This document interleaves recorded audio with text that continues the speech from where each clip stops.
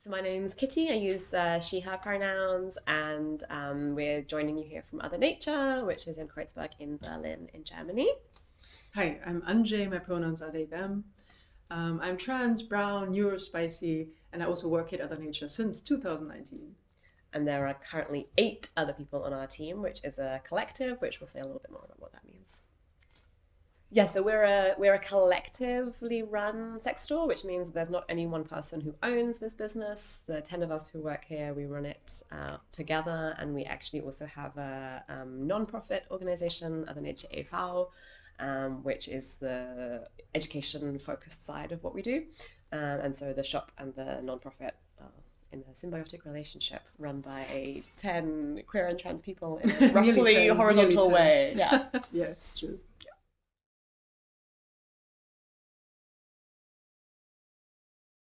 So for me, it was definitely, I started out with education. I formally trained to be a teacher.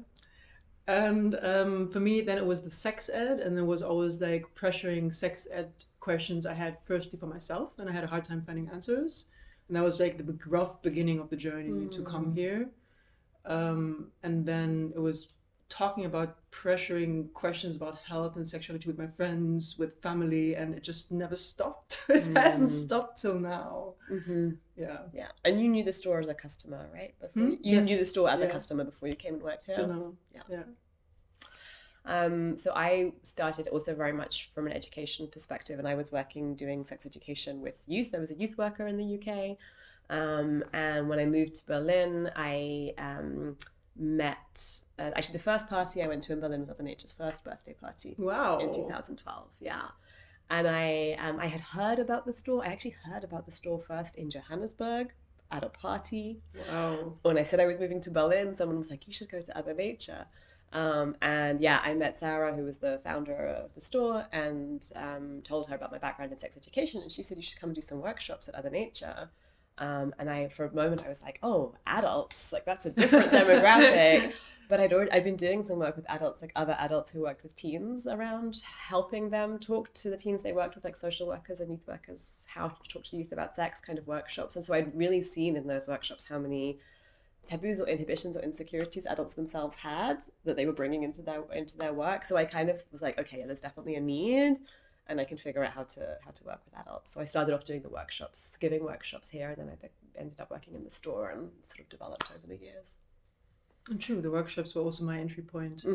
Like, I came to Berlin and hit the kinky scene, and also like, I think queer culture is a lot about self-educating and educating others, also in lots of peer-to-peer groups, actually. Yeah. And then when I came here, I started doing workshops. And then, we also offer workshops a lot. Yeah. What type of workshops? Yeah, we have our classic house workshops we do all the time. We have the masturbation workshop, the Kink 101 workshop.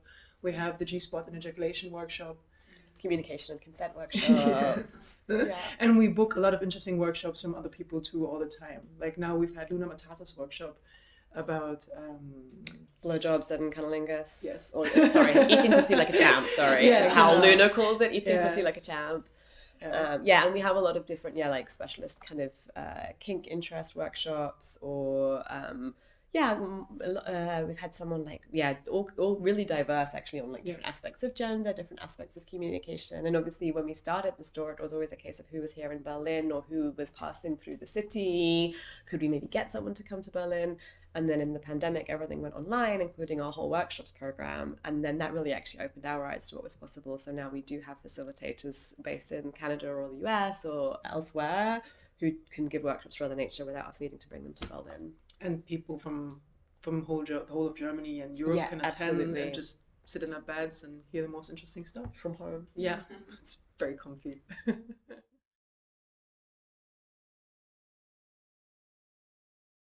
So sometimes we'll have workshops that are explicitly for a specific demographic. So it'll be like we've had like a bondage workshop that's like for BIPOC people only, or we'll have workshops that are like for trans folks only. So sometimes there's a kind of demographic that's being targeted and kind of keeping it as a safer space by making sure that it's being attended by the folks for whom it's intended. And then a lot of our workshops are open to everyone. And then it's a real mix, I'd say. Something I've definitely seen in the past is that people who are regular customers of the store might then also become regular attenders of workshops, either long term or over a course of a year. You'll see the same person kind of coming to 3 or 4 different workshops. Obviously, with things being online, that also has a big advantage in terms of accessibility, of who's able to attend. Yeah, I have the feeling with like kink and relationship and consent workshops, sometimes we have a few more like couples or polycules coming in, and otherwise just, or sometimes friends too, who will just all visit one workshop. Yeah, and also like we used to have, I think Neve still sometimes does like intro to poly workshops or like jealousy workshops, and that often, that there was so much interest in those topics. Yeah. And sometimes that would be someone's first time in Other Nature. They didn't actually know the store, but they were interested in this topic, and so it kind of works both ways, that customers then come into the workshops, or people come for the workshops and then later become customers of the store.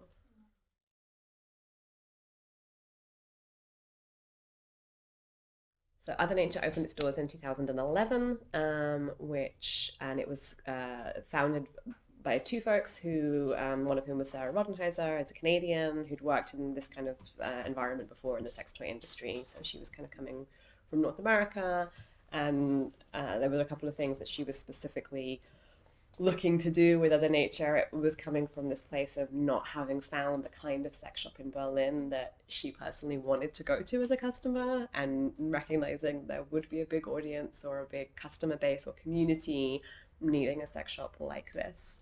And the original sort of founding vision for the store was that it would be a space that would be queer, feminist, eco-friendly, vegan, and sex positive.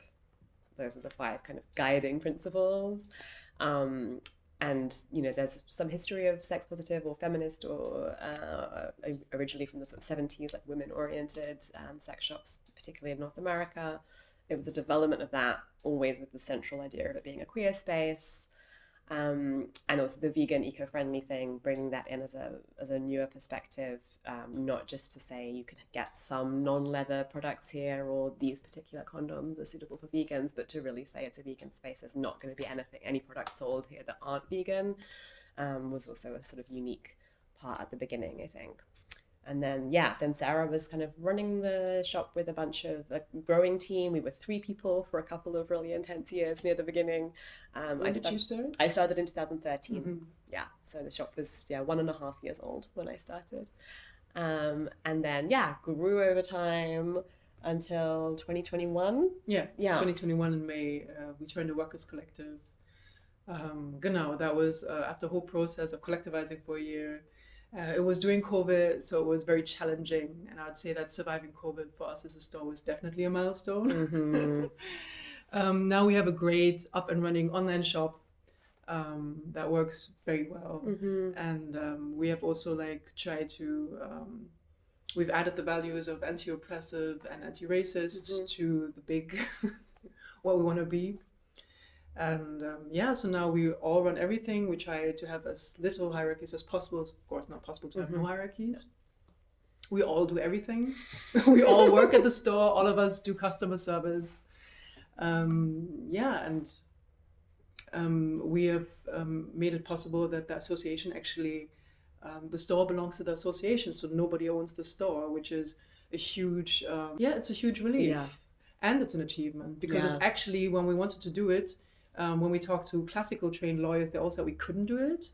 And we talked to other collectives and other lawyers who are working with collectives, and they said we could do it. And then, so finally, we were able to do the association, which was great. Yeah, that's a real milestone, because I think in Germany, as far as I understand it, I was on maternity leave at the time that everything was being collectivized, but my understanding is that there's not really a kind of official legal framework here in Germany to be a workers-owned collective. So it was really a case of everyone who was invested in this happening working so hard and being so creative to think, how can we make this work? And so founding this association, this nonprofit, and then the nonprofit owns the store, is a really beautiful solution.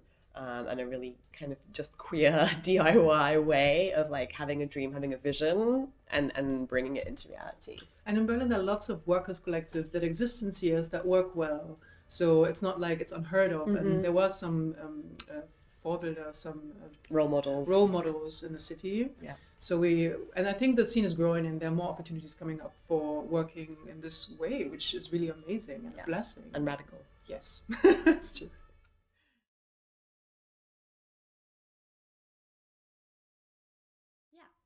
Yeah, so in terms of toys specifically, I think one of the big changes we've seen is around like understanding and expectations from customers around materials. So when we opened, we had a really big emphasis on 100% silicone toys and other non-porous materials that are hygienic, more sustainable, and body safe. And at the time that we opened, that was really not something that many customers had access to, that information, that a lot of sex toys were made of stuff that was porous, potentially was toxic, was not body safe. So we were doing tons of education around that, and we still do educate customers around this topic a lot, and it's something we talk about. But what we find now is more and more customers have that awareness and have been themselves kind of looking for something that's body safe, with an understanding that not all sex toys necessarily are. And from that consumer demand and consumer wish for things that are body safe, the industry has really changed accordingly. And it's definitely become the case that silicone is the norm. Now it's not the only material for vibrators, for example, but it's much more common than, for example, like jelly used to be. That said, there's still, what hasn't changed is regulation around the sex toy industry. So, being able to buy toys for children, at least in the EU, there's a lot of regulation around what's allowed to be in children's toys for health reasons, because kids put toys in their mouths and so on and so forth. And sex toys, which are designed to be put inside people's bodies often, not always, but often, there's not that same regulation, that same care for the health of the consumer. So it is easy for companies to put, whatever they want on the packaging of their toys. So there's still that murkiness. There's still not a ton of visibility around supply chains, around labor conditions. Those are things where, again, as a sort of smaller store that has really good relationships with the companies we work with, we do a ton of research and invest a ton of time into building those relationships with companies so that we're as informed as we can possibly be about the things that we're stocking, and so that we can pass that information on to our customers. Well, things are also becoming more sustainable. Lots of firms are trying to be more green. Some of it is obviously also more greenwashing because it's a huge selling point. But customers are also very critical, so they often do look inside. I'd say there's also a bigger change actually in the branding of toys and all kinds of sex-related things. I think when I remember starting here, I remember seeing even more like really branding that's really normative and very hypersexual. And now you can see whole brands having like a really, like not even any sexual branding at all, like Einhorn. Like they will be funny or they will be colorful. And right. but they won't have any of these hypersexual images. Right. That are kind of, it's not very modern anymore. Yeah, that's true. We've always steered away from stocking products where the packaging was, overtly sexist or racist. But I think in general in the industry there is that shift away from, putting images of bodies always on the packaging of toys, for example, which can just immediately exclude so many people from kind of imagining themselves into that role of the sexy or the sexual person, as if you're always seeing this kind of same like white skinny cis person, for example. So I do think there is, more changes in marketing. Yeah. And companies, catch on to the fact that like queers are a market, they might want to be more inclusive and so on and so forth.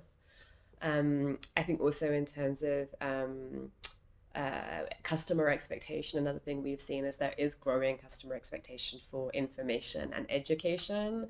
And so we, for example, we still have the option to give out our own kind of Other Nature written care sheets for every toy. Like, here's how to wash your toy, here's what it's made of, etc. And we still offer that, and we still always give that information verbally, but that used to be such a big part of our work because companies weren't providing that information about their own products.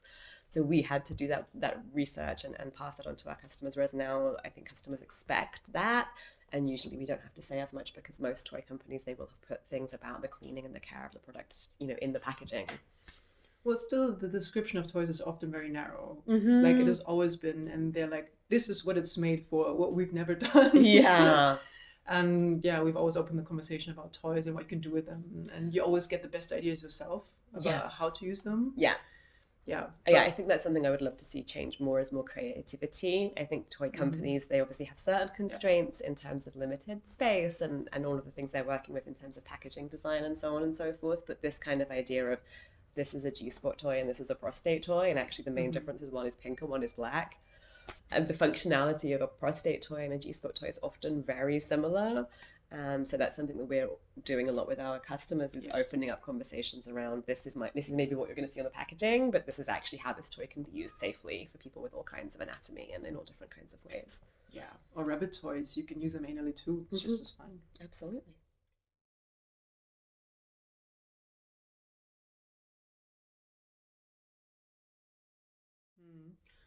So definitely, as we already said before, more sustainability, more clarity. Also in terms of anti-oppressiveness and anti-racism, I think, for example, trans tape, which is a tape that lots of people use to tape away their chest, that comes in many colors. And lots of the toys come in different colors, and firms have been using like food terms to describe those, like the most terrible food descriptions, and it's been very normative, and people have been using them over and over again, and we find that highly problematic. And we've been writing to firms, and they've been often very responsive. And now, for example, you wouldn't use like typical food terms. I don't even want to name them because I find them so terrible, and everybody knows them anyway. To just give them names like middle or light, or like even 1, 2, 3, 4, 5, and just numerate. Is that the English term? I don't know if there is one, but yeah, just to give numbers to number them. Because it makes a difference, I find, in buying them. Yeah. If you the products and the gender X products and whatnot. Yeah. If you just have the numbers. Yeah. Yeah. And I think that's an example of, how that there's a relationship between us and our customers and our team and manufacturers, right? So I think that was a change that came internally, that these are changes that wouldn't have come if we hadn't had BIPOC people in the team. It's honestly true. Naming these things as problematic and bringing that conversation. And the first step for us was, okay, we're going to take those terms off our website, so when we sell these toys, we'll sell them as middle, light, dark, if that's someone's skin tone, because we don't want people to have to say, oh yeah, I'm going to identify my skin tone as whatever, like random food product. But then to also bring that message to to the manufacturers whose products we stock, and say, like, look, this is the conversation we're having as a team, that we're having with our customers. Have you considered making these changes? And I think in the industry in general, sorry, did you want to say more on that point? Yeah, and it feels so much better just also selling them over the counter and buying it, I guess. Like, I remember how cringy I felt at the beginning, when people order products, or I had to pack away the products, selling those things. And I was like, it doesn't feel good. Yeah. And then I would just say more broadly about also, manufacturers or businesses, creators. I think often we are seeing, as that experience in our team of, like, as we diversify as a team, we're also opening conversations and noticing maybe where we're not meeting certain needs. And I think that in the industry, that's something we see too, is like smaller kind of queer and trans owned companies, like Cute Little Fuckers, like Something Squishy Dildos, where it's a people who are seeing a need that's not met for their community or for people that they resonate with, and rather than waiting for these big companies to catch up and meet those needs, or to kind of tokenistically make gestures of inclusivity, to rather say, okay, what can we start? What can we create? How can we make a toy? Also toys like the Shot Pocket, which is like a masturbation sleeve designed for like transmasculine folks.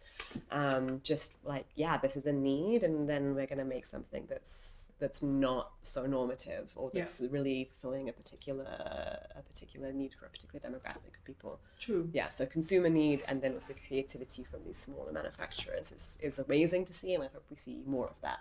Yeah, true.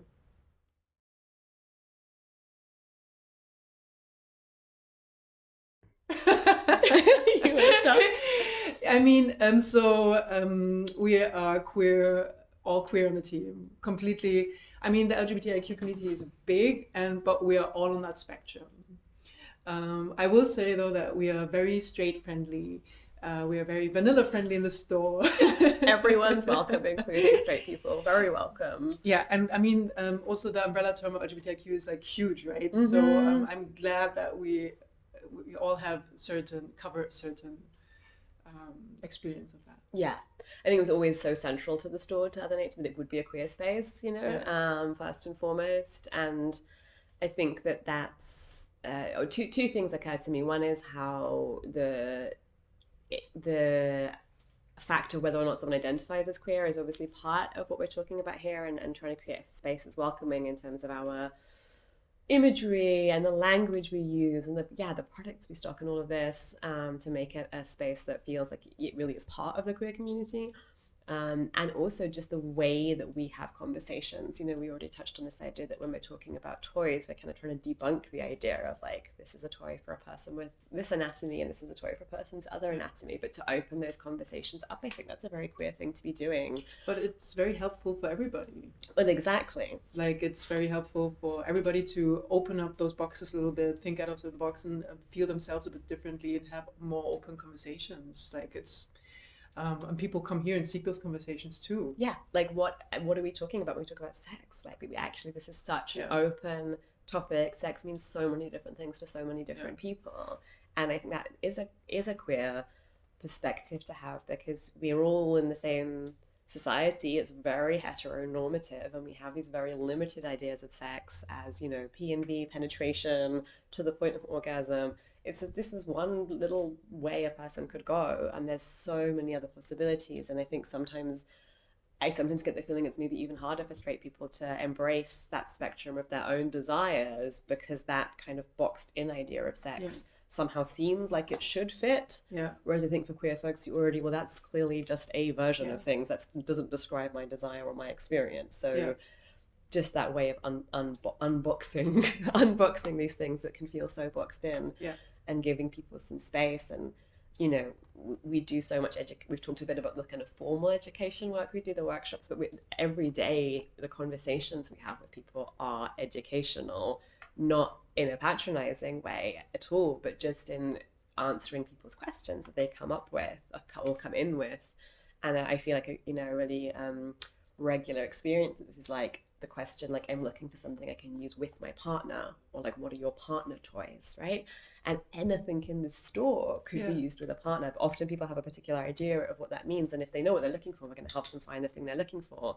But actually, if they're genuinely having a question about, like, how could I integrate something playful with my partner, whether that's a vibrator or a massage candle or a flogger, that we can help people open up this idea of, you know, what is sex? It's a... Genau, and it's also like we are officially a sex store, but we have like products for health, we have products for menstruation, we have safer sex products, we have gender products, we have all kinds of products. And I think, for example, queer people do not technically think like relationships and sex and health are different. I have the feeling that sometimes straight people tend to box it in a bit more. This is sex and this is like the rest. Whereas we have so much things about general health, about relationships, about how we live relationships, also not just even romantic relationships, also for like friendship and like queer families and communities. We have workshops about that, we have books about that. Right. And I think, we just, sex shops sometimes feels a bit tight because of... A bit tight, yeah. There's maybe a bit more fluidity. Genau. Yeah. And something I wanted to just add, it just occurred to me with the question of like, how do we contribute to the queer community, is also to recognize and really honor the ways that the queer community contributes to us. True. That we are so supported by our customers, by loyalty, by word of mouth. And I think particularly when I think about the beginnings of the shop, it was such a community effort. You know, people volunteered time to come in and paint the walls, and, you know, getting together to kind of brainstorm what would be a good name for a queer sex shop. And, you know, that there's really, from the very beginnings of this place, this physical place, been so much that people have offered us and given us, and that really sustains us, I think, also in terms of our energy and like commitment to what we're doing, that we're meeting a need. Yeah, people are also very comfortable asking us for helping with projects or with donating product or for different action. Yeah, like different fundraisers, when different small kind of queer community groups are maybe doing a raffle or they've got a party, and people feel really willing to come to us to ask us if we can contribute, and we love doing that. We give people toys to give away, or we give away a lot of gift vouchers. We want to support the activism that's happening in the community. Yeah, and lots of queer people also sell their art and their products here. Yeah, we've supported some really small scale local makers who had, this one harness they'd come up with at home, and we were like, yeah, we think there's a market for that, and supported people to grow their businesses or to get more of a platform for their art. Do you want to talk about the Gender X Fund? Yeah, so I'm so glad we have that. It's amazing. So we have the Gender X Fund, which means that people can donate online or in store. And then other people can just ask us for example, binders or packers or compression underwear and other kinds of things that help with gender expression. And we can just give it to them for a nominal donation. Yeah, genau. Yeah, so folks from a low income can say, I need this thing for my gender expression, I can't afford it, and then we take the resource of the donated money that we already have in a specific pot. That other people in the community who've got the resources have been able to give. And it's been really amazing. Like we didn't have to send anybody away. The fund has always been stocked, and people use it and people donate just as much. And I'm just so glad that we can offer that, because of gender expression products are rather on the expensive side. And also they don't hold long. For example, like trans tape or a binder will hold a year if you use it. And depending on what you need or how much time you need to do it to the next operation, it can get very expensive. Yeah, absolutely. And the Krankenkasse doesn't pay for that. Yeah. Health insurance. Health insurance. Yeah. Yeah, so that's been a really, really beautiful way. I think that we've kind of identified a need through conversation with people, folks who are on a lower income or just don't have access or don't even know where to begin accessing the things they need, and recognizing, okay, this is a problem. What can we do as a business? We have these products. We know the manufacturers. We know the distributors. Like we've got so much infrastructure in place. Yeah. How can we make this work? Like as a tiny business, we can't afford to give stuff away much as we would love to. But yeah, let's just ask the community. Let's just say, do you want to donate to this? And people do. It's really I find it very heartening also to see the community kind of functioning in that way. Yeah. It's amazing.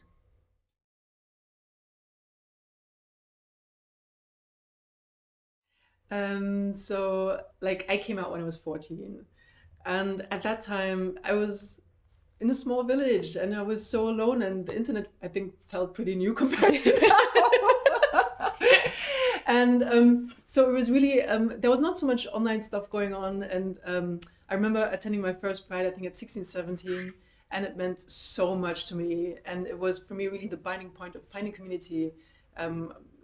Back then in Hanover, and then I started also when I came into a queer organization, and I started working there already, also like at a teenage age, and we started visiting all the prides in northern Germany, really big, and I really loved it. For example, we would go to actually Hamburg, and we would perform for the like drag races we had there, like tiny drag races and all kinds of small actions, and I think it's a great place for a small community to be like really like meet each other. And I mean, obviously it was also rather small prides. When I came to Berlin and I was on my first big pride, like I couldn't believe how many firms were there. And back then I just felt really, really good about it because of like growing up at a small school in a small German town. I needed that feeling of being okay and I'm welcomed and everything is fine. Obviously, a lot of it is now just marketing, and I got older, and then after maybe celebrating Pride for like I think 20 years on a pretty big scale. Like I'm 37 now. I came when I was 14. Yeah, that's quite a long time. So now I am a bit more chill about it. But I really, really needed that because of discrimination is a real thing on all kinds of levels, everyday street level, on a structural level, dealing with a bureaucracy, everything. And having that Pride month and months also when Pride isn't perfect, obviously there are lots of problems also around consumption, I find, and big industry and whatnot. But back then, yeah, it was just amazing. And we always do like a small decoration, like not too grand. And we always do this action, like an action, something we organize. And yeah, I think for the shop, or it's something that for me is interesting about being in a city like Berlin. I mean, it's so different, right? As you say, when you grow up in a smaller place, going to your first Pride can be so epic, and is can be so meaningful and supportive. And then when you get to a city like Berlin, whereas, you know, even to talk about the queer community in Berlin feels absurd because it's so many different communities, actually. And that's amazing. You have so many amazing. Prides Exactly. That's what we have. We have the huge CSD in Germany. It's called the Christopher Street Day. And we have an alternative Pride usually, which is often something more politicized, which is often organized by people of color and trans people specifically. We have the Dyke March. Always in the evening before the CSD. Yeah, the Friday night. I think it's been 10 years of Dyke March now, around about, and then that's changed its route, but in the first few years the Dyke March used to walk past Other Nature, so that was also really fun. I remember being outside with Sarah, we were like giving away free lube to all the dykes as they walked past the store. 2 years ago was, I think, too, like also walked by the store. So there are a lot of different things happening in a city like Berlin. And for us, you know, we recognize that Pride it's 1 month of the year. It can be definitely a kind of bandwagon to jump on for firms who want to just put like a rainbow flag in their door for a month and not actually particularly do anything for queer folks.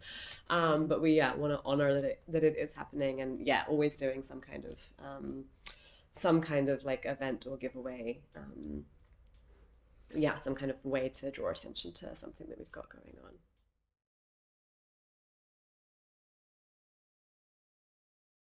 Employ queer people. Employ us. We are engaged, we know our shit.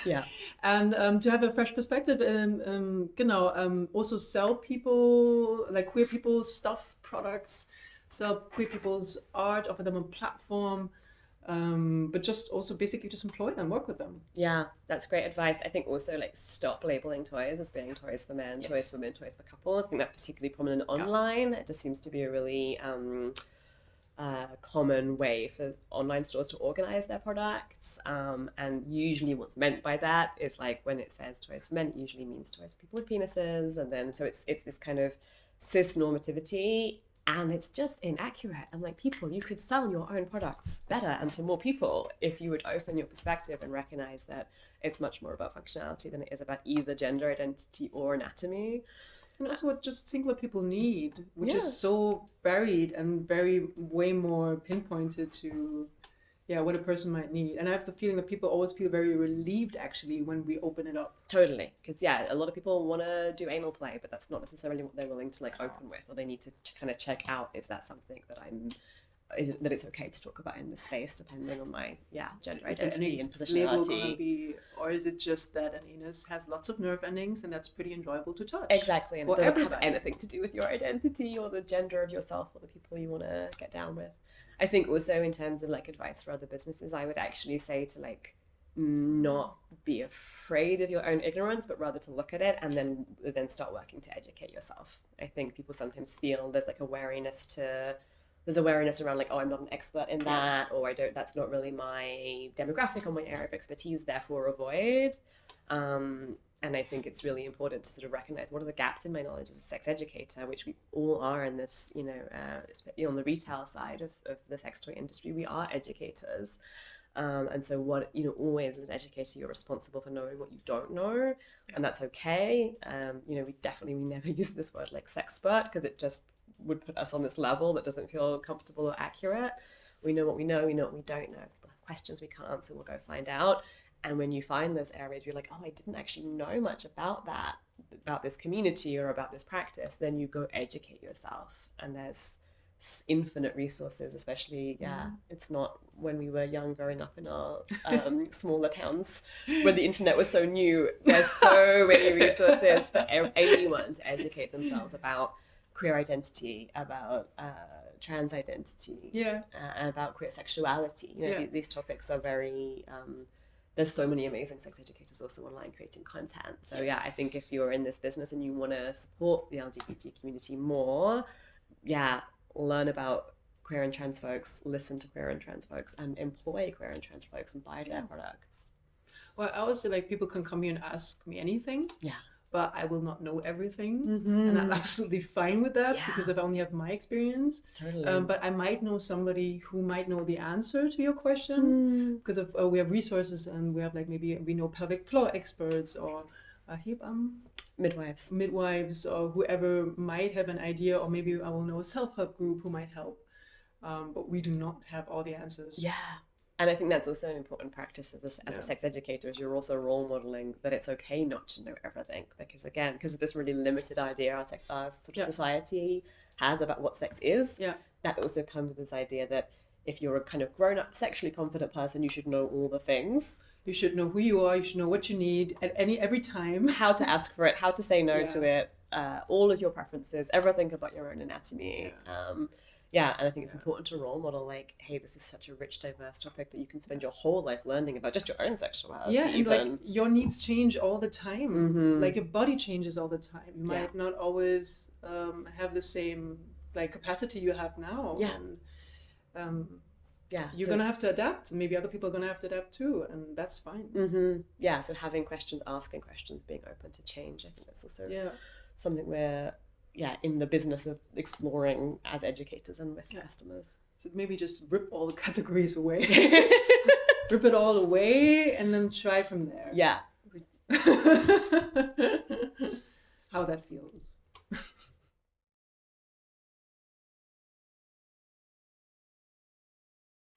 Products that are as sustainable as possible. We have very high demands to everything we have in the shop.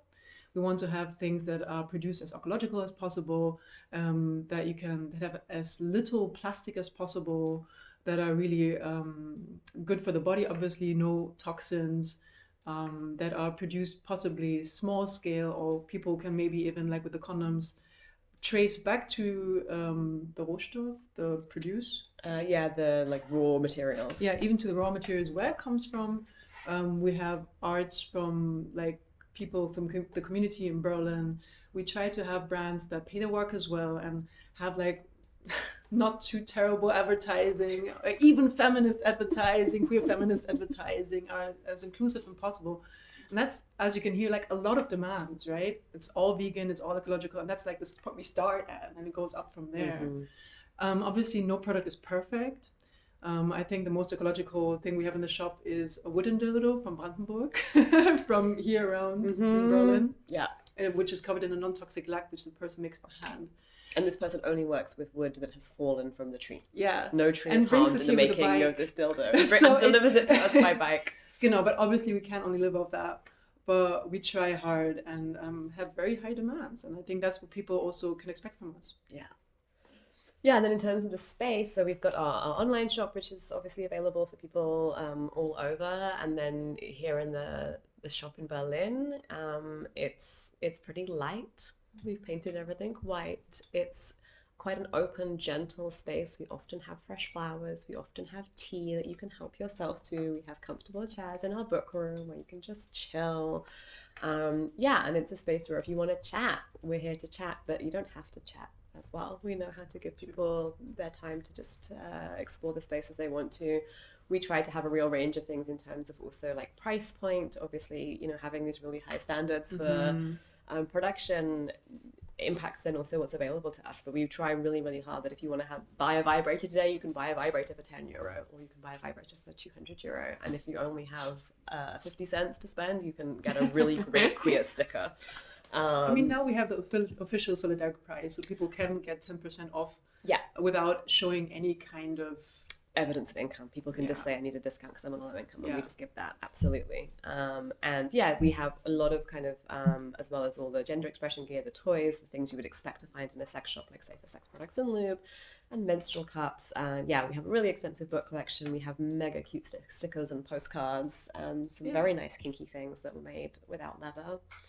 And some friendly neighborhood queers to chat to. True.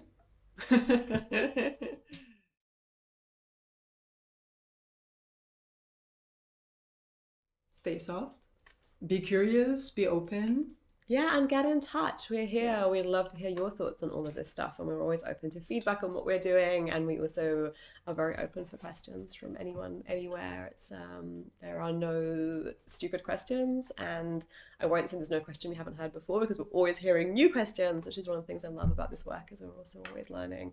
But yeah, we're available here in Berlin and also via our online shop and via our Instagram, and we love hearing from people. True. Like, and we also have, what do I want to say?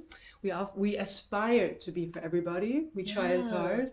We are straight friendly. We are vanilla friendly. Yeah, and we are open to all questions. Everyone's welcome.